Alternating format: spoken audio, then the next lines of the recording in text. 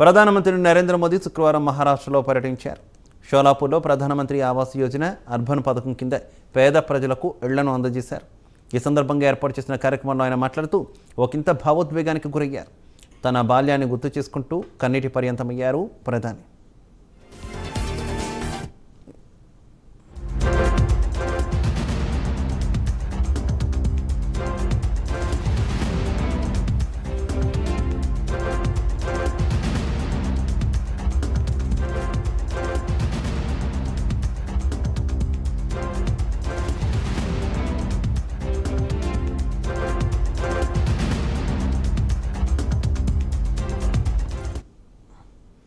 PM Awas Yojana కింద నిర్మించిన దేశంలోని అతిపెద్ద సొసైటీని నేడు ప్రారంభించాం. దీనిపై 2014లో నేను హామీ ఇచ్చా.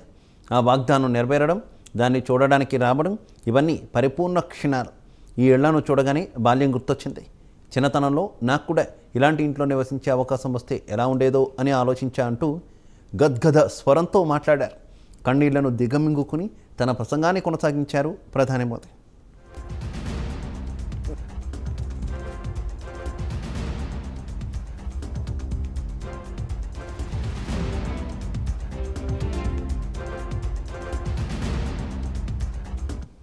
ఈ సందర్భంగా ప్రధాని అయోధ్య రామ మందిర ప్రారంభోత్సవం గురించి ప్రస్తావించారు.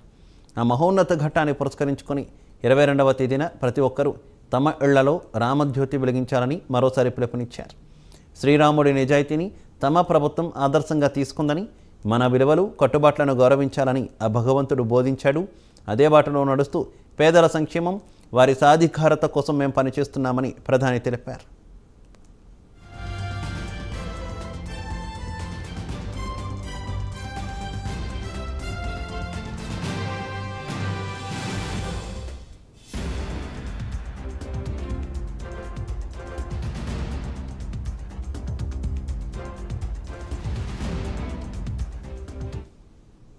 ఇక ప్రజల కలలే తమ ప్రభుత్వ హామీలని మోదీ అన్నారు.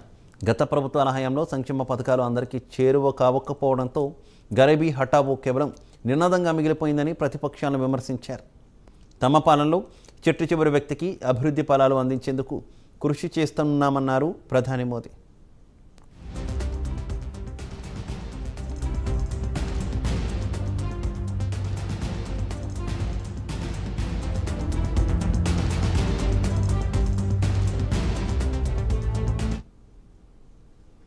ఒకే దేశం ఒకే ఎన్నిక పేరుతో